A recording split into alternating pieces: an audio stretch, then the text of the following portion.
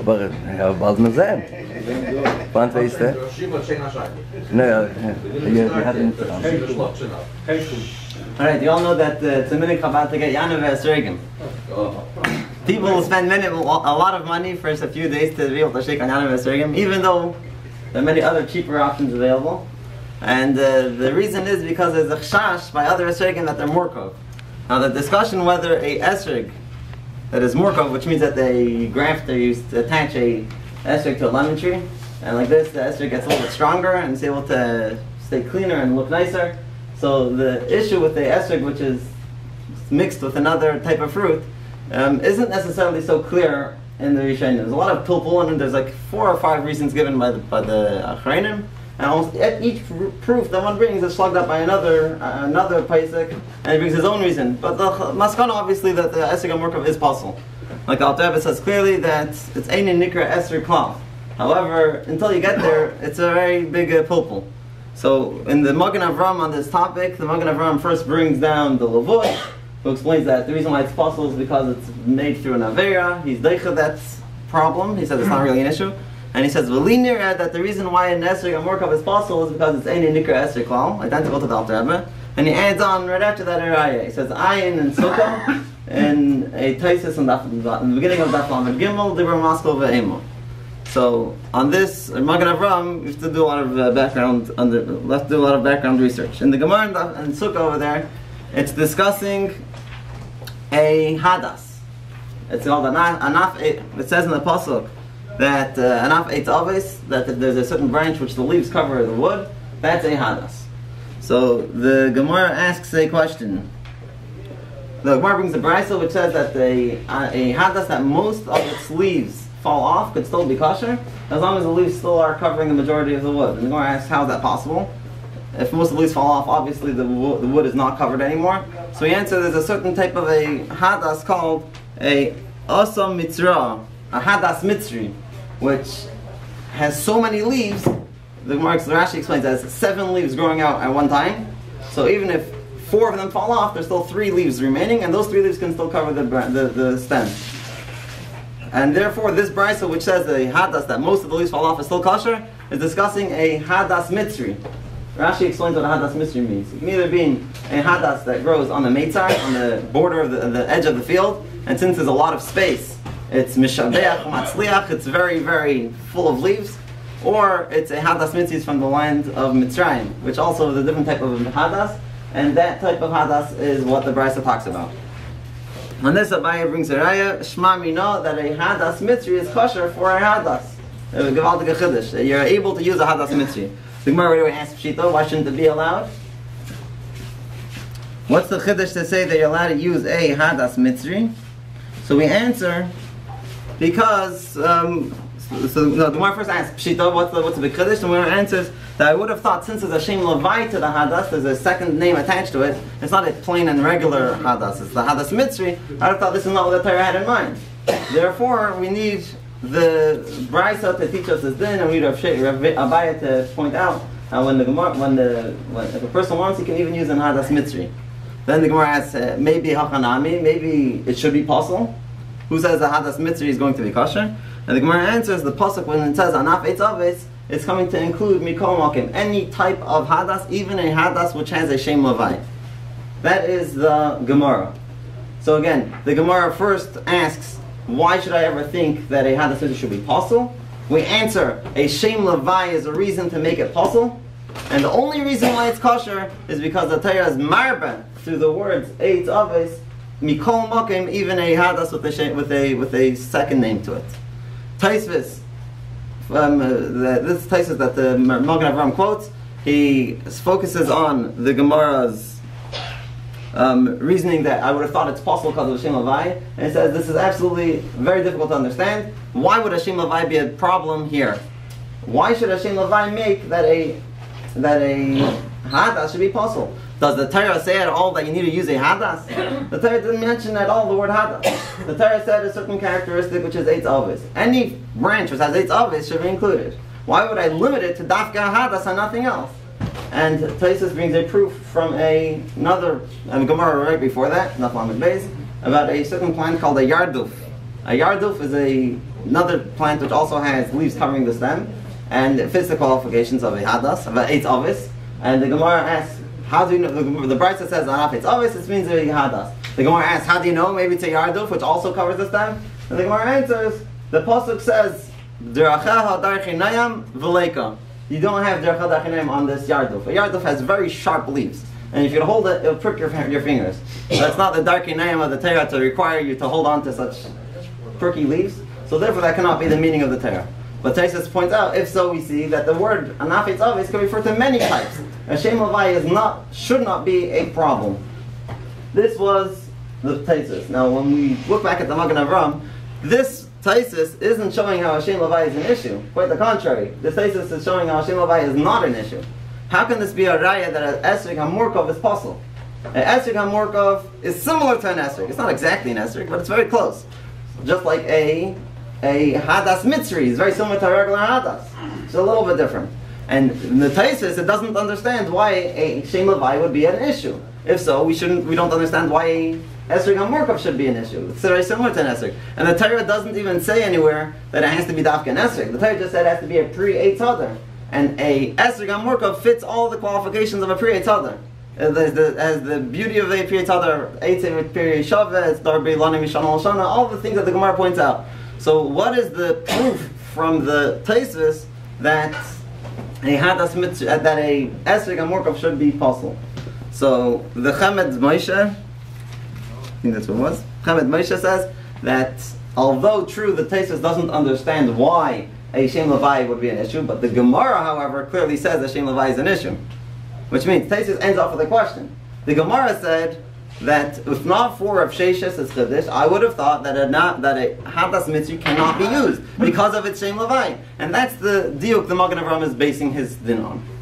But the Chamed Moshe right away continues that he doesn't understand the Magen Avraham because just like it says in the Gemara in Limud, anaf eitz avis mikol malkeim, we can say the exact same limud about an esrik and say pre-eitz hadar mikol malkeim, and like that we can include a esrik markov. The svara of the Gemara's conclusion that when the Torah just says eitz avis and doesn't say specifically a hadas, teaches that every type of hadas is kosher, even a hadas mitzri. Same should be regarding the conclusion of the so too we can use our same logic and apply to an esrik that when the Torah says just a general term, a pre-eitz hadar, and it doesn't specify the name esrik, means that it can refer to any type of esrik, including an esrik hamurkov. So the Chamed Moshe remains with the difficulty on this Magen Avraham. To understand it, we'll first bring down another Gemara in. But just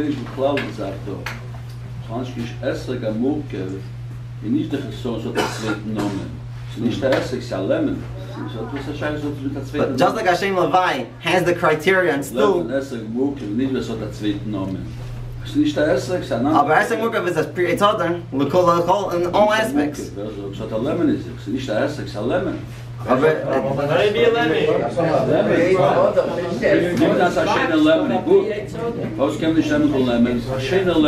lemon doesn't have that criteria. We say that's only doimek tzas to lemon. You find nice lemon. Nice lemon. When you say, it says in the Rashi and Tzaita that when you take a yichur, a branch of a esrik, and you attach it to the lemon tree, it still keeps all the qualities of an esrik and just has a bit from the lemon that it gets. It's yenik through the lemon tree, and has a bit, ektzas. But b'cholos it's an esrik. Shem Levai is a different name of the same of it. It's another zah. The Gemara brought down in Gemara Brach B'cheres. It says in Gemara B'cheres as follows: Does that take from the iftar? There are certain types of birds. There are certain types of birds that we're allowed to eat. And the Gemara learns out again, it says in the pasuk from the iftar, and the Gemara's medayik the Gemara asks, obviously an iftar you cannot eat. Why do you need to make a diuk for that? So we make a second diuk. We say an iftar you cannot eat, but you are allowed to eat masha iftar mashrutz. Masha eif tamei mashrutz. When asked what does an eif tamei give out, and we answer that's dvash dvayrim. Honey from bees is kosher because only an eif tamei is not allowed to be eaten. Honey which comes from eif tamei is kosher. The eif tamei is mashrutz honey. The Gemara asks, maybe also dvash of other types of locust, of arba, other type of animals should also be kosher? The Gemara answers no. Only, Only one. Why? The Gemara says why? Why do you choose dvash devarim and not the dvash of these other types of plants, which are called gizin and tsirin? The Gemara answers, when we're matir a certain type of food that the eif is mashrit, it's only one without a shem levai, not one with a shem levai. Which means the stam honey is dvash devarim, and therefore that's what the Torah is matir. Anything else, which the Torah doesn't say clearly, anything else which is not the stam of honey, the Torah is not matir. It's a chiddush that we're saying honey is kosher. So we're only extending it to the basic and one basic general idea, which is honey, and nothing else, and no other types of honey are included in this. I do not know if this is the halacha, but this is the din from Rabbi Yaakov. Now we see from here that when the Torah uses a general term, the Gemara here doesn't say clearly honey is not kosher. We just say from a diuk, and not a eif tameh. And then when we say pshita, we say eif tameh is possible, is not allowed to be eaten. Masher it is allowed. It doesn't say clearly honey is kosher. Just from a diuk we're maksher honey. And nonetheless, even when we're learning out of a diuk, we're matter only what does not have a shem levai. We're not including everything. So we see when the Torah gives a general description, it could refer to only one thing only, and not everything which has a similar name to it. So based on this Gemara and Becheres, we can use this also to apply it to an esrog. When the Torah says when the Torah says it creates hadar, even though it doesn't specify dafka clearly the word esrog, but we could say it means only one thing. Just like by the honey, when it says azet teichlu, it's being matter dafka honey and not honey with a shem levai, not dvash tsirin. So too when it says creates hadar, it's dafka and esrog and not anything else. So then the question is, do we have the Gemara Becheres that says that from a diuk we know only what does not have a shem levai, and from the Gemara in Sukkah we see that by anaf eitz always we say mikol mokim, including even what does have a shem levai. So how do you differentiate? Why is by hadas is it different than by the dvash? So we explain as follows. The way the Tzemach Tzedek explains the Gemara is as follows. In the sugya of Gemara Sukkah about the hadasim, we know that the term of eitz always is brought down countless times in Tanakh. And Necheskel, and over there when the Gemara over there says bein avasim, Rashi explains avasim is and eitz, which are enough of merubin. There's many meanings of the word avis. Eitz avis is used in Tanakh to refer to many different types of plants, not just the hadas the way we know it. So therefore, since the Gemara uses a name which is applicable to other plants as well, the Gemara says that's what it means. Mikol mokim, we're mechadish that dafka by a hadas, other types of hadasim are also kosher, including in hadas mitzri. Dafka and hadas, the one before we said the pasuk denounces to the derchad archanam, but the name anaf eitz avis is an inclusive name. It's a shem hakelo, which that's the Ritva's beer over there as well. It says that the name eitz avis is a shem hakelo. Mashenkin and Esther creates other is not a shem hakelo. There is only one meaning of the words of creates other, and that one meaning is an Esther. And the way we know this is the meaning is halacha mishmisina in essence. All the Ramazim and the Gemara are only to show how we see it hinted. But the makar is really that we know clearly the Torah through Moshe Rabbeinu was given from generation to generation. Anaf it always means dafka and esrog. And therefore we'll compare it to the Gemara and Becheres better, which there we see that even when something is not written clearly in the Torah, esrog, it says only from a diuk. Nonetheless, it only includes one type, which is an esrog mamish, and not something which has a shem levai with it.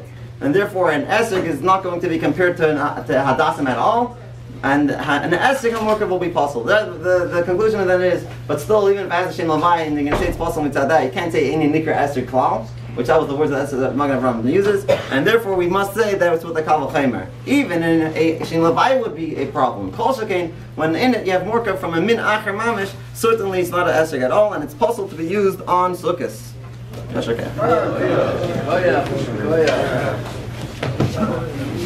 Noch mehr, wenn wir schon alle so die Scheile von Kasches, kann noch mehr so sein, das Essen. Wie vor allem, können wir bleiben.